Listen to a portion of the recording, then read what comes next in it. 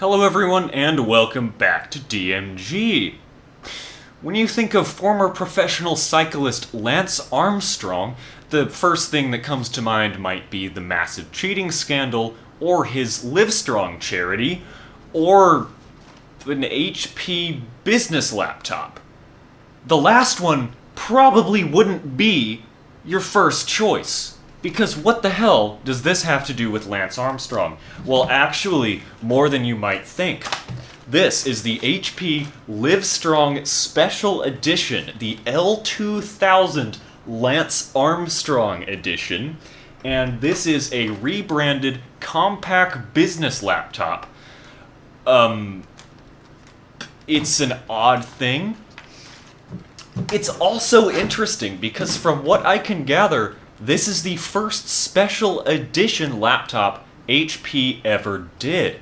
It is a rebrand of the Compaq V2000 or Z2000, I believe, laptop. I don't have one of those. I do have a Presario C300, and it's quite similar. This is, similar line, same era, and it is about as basic and boring as a laptop can get.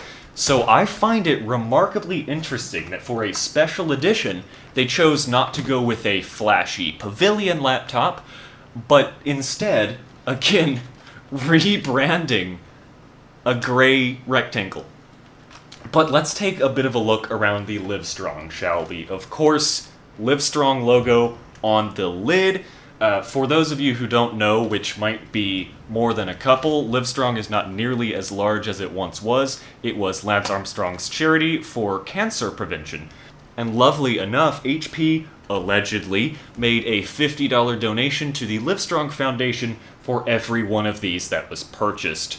Now, I wouldn't be surprised if the price of the laptop was $50 higher than its compact counterpart.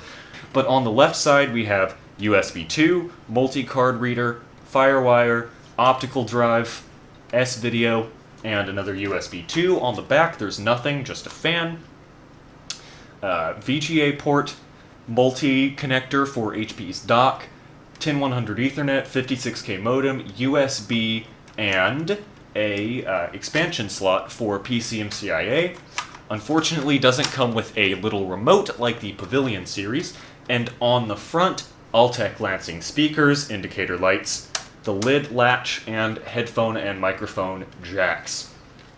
So on the inside, the Livestrong branding continues with another Livestrong logo above the touchpad, and the Lance Armstrong quote, "I live strong" on the palm rest. Personally, I think there are more inspirational Lance Armstrong quotes that could have gone there. To be fair, there are also much worse Lance Armstrong quotes that could have gone there, but perhaps it just seems a little inane. There's also AMD branding, because this uses the Turion series of processors, a single-core 2 GHz Turion in my configuration, which seems to be the highest end possible. There is also ATI Radeon integrated graphics. And, well, that's about all there is to the inside.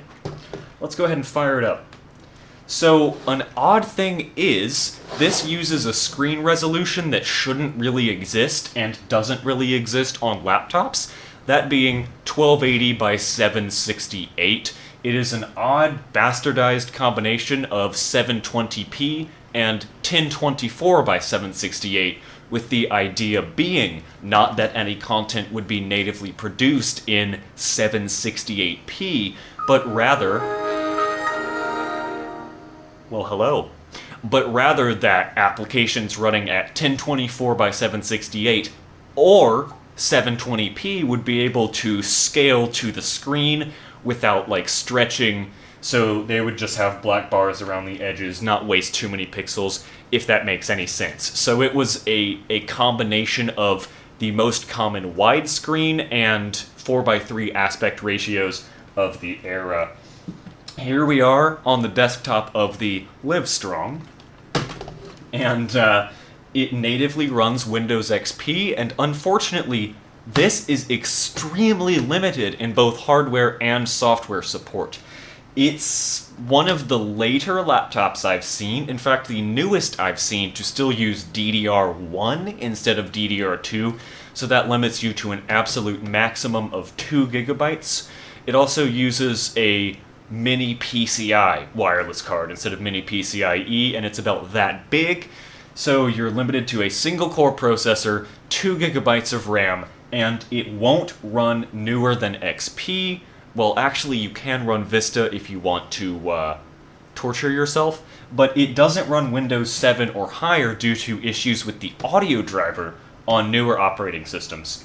The graphics are ATI Radeon Express 200M, which is actually a pretty decent little card. You can allocate between 32 and 256 megabytes of system memory to be assigned to the card in the BIOS. It does not have its own VRAM due to being integrated, so that does decrease its performance versus a card that actually has its own memory, but I will get to playing some games on it later, just kind of show it off a little, because for integrated graphics of the era, it does better than Intel GMA. And the battery on mine also lasts about 5 minutes at most.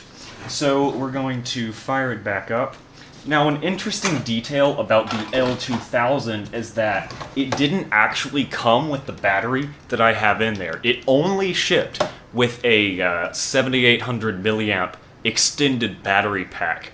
And because the battery is not centered on the back, it actually wobbles if you're using the leftmost side of the keyboard with the default factory battery, which is very, very annoying. So I don't recommend using the default battery. I actually don't recommend using this laptop in the first place, but if you must, I will open hardware info so I can talk about the processor a little bit. It is a Turion 64 ML40. Of course, that is a 64-bit single-core 2 gigahertz processor, and it is from the K8 architecture, of course. So this uses the Turion 64 ML40 processor. That is a single-core 2.2 gigahertz processor. It is a Socket 754 chip, one of AMD's earliest mobile 64-bit Turions. Turion was the lower power line, so lower end than the Athlon, but still better than Sempron, from what I understand.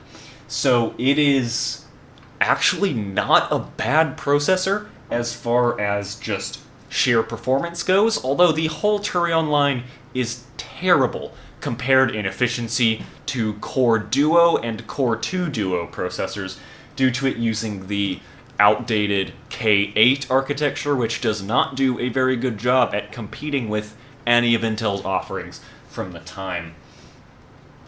Now, interestingly enough, Hardware Info lists this as an HP Pavilion despite it not being from the Pavilion line, as far as HP recognizes, and it also being a descendant of the compact Presario. So that's just a bit of an interesting thing. What actually are you? I don't know. Okay, so we're going to test the GPU performance of this system. I will go in the BIOS and allocate as much memory as possible to the graphics card, so we can hopefully get the best gaming experience possible. In the past, when I have tested this Radeon card has been a horrendous, buggy mess, and it's pretty funny, actually, not to just play off the stereotype of ATI's drivers are awful, but they genuinely are. I've never had an ATI card that works properly. So go in the BIOS here, and video memory, we'll set that to 128 megabyte maximum. Alright, now we're going to play some video games. I apologize for the glossy screen. There's nothing I can do about the reflections. There are some scenarios where glossy screens work great, and those scenarios are entirely in a dark room. So, as usual, all of these game tests are at the system's native resolution, 1280 by 768 in this case. Now, the frame rate is okay, but there's actually a remarkable amount of impact. What the hell am I saying? Not impact. Input lag. I have never seen this much input lag on a system, even from before this era. And, I mean, again, frame rate is just fine. It's running the game okay, but I move my mouse and then... Oh, big stutter there. I move my mouse and my camera moves like half a second later. You can also hear that you can probably hear that the fan is going insane. And that is because these Turion processors, as I've mentioned, are incredibly inefficient. Like, these are the #1 cause of global warming, I'm pretty sure. These processors are ridiculously inefficient. They get so hot, they use so much power to do really not all that much.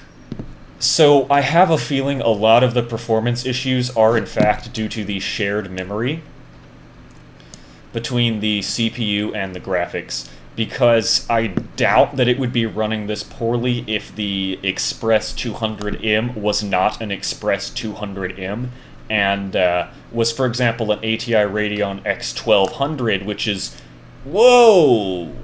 Nice PowerPoint there. An X1200, which has its own dedicated memory and doesn't have to steal from the system's DDR. Let's try for Unreal Tournament 2004. I recall Unreal Tournament 2004 running a little god-awfully. I think that's the best term.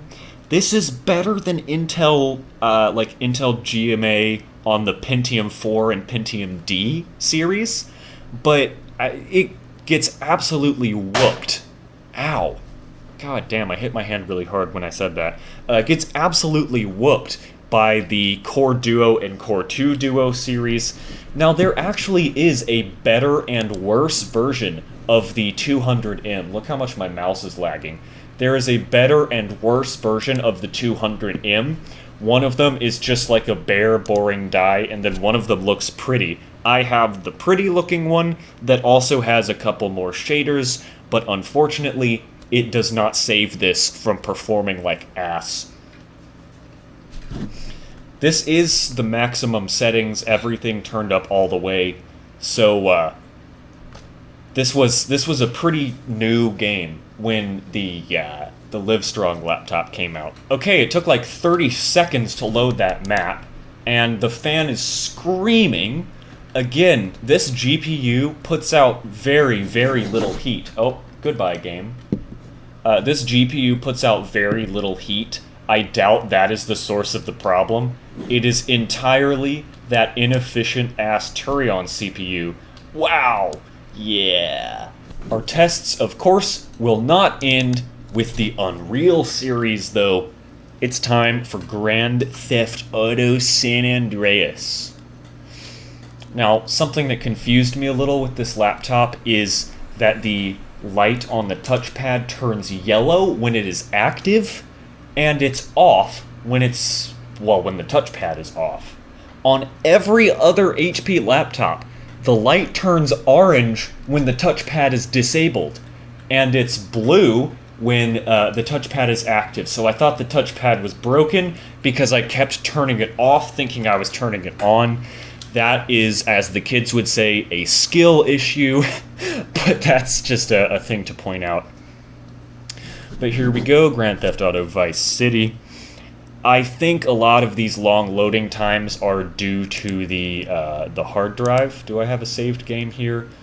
Yes, from like 4 years ago. Here we go. Not even in the game yet, and the fan is already... and, oh. Again, it's the input lag. I think you'll be able to hear me press the key and then see when I move.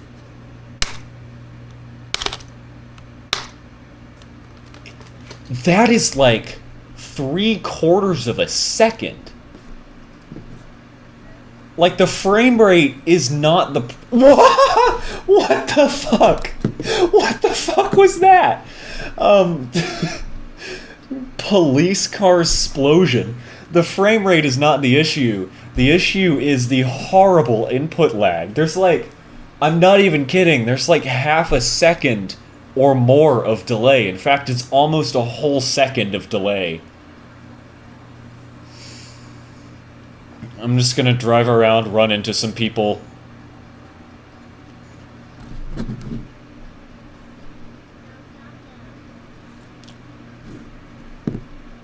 Wow. Okay, yeah, trying to shoot like this will be very difficult. Wow. And I thought my aim couldn't get any worse. Yeah, okay, so, the game runs bad. I think you can see that. This is on the maximum settings because that's just how I test games to keep, off. Well, that particle effect definitely didn't do us any favors. So clearly the game runs horrendously. I don't even think we need to test San Andreas because it'll just run worse. And even 3D Armada is running poorly. And what resolution is this? 640 by 480! And it's visibly lagging, and there's input lag. Wow. Okay, so...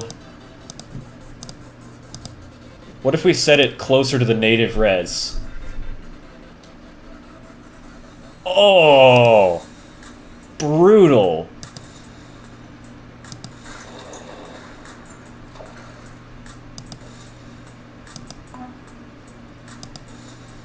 Wow. Okay, so clearly that's not very good.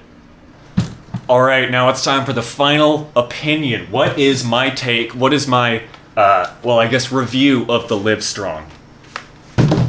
Don't buy it. That's my opinion. And I hate to say it, but it's just not worth your money because, first of all, it's a rebranded compact Presario business laptop. If you really just want a laptop exactly like this, but for a lot cheaper, buy a compact Presario 2000. But if you're looking for a much better looking special edition HP laptop, go with a Pavilion. So, it doesn't have the horsepower to run old games, and it's all plastic. There's not even a metal frame underneath. So it really doesn't feel all that sturdy. I think you can see on mine, there's like chipped bits and the plastic is cracked. The only metal piece on this whole laptop are these speaker grills.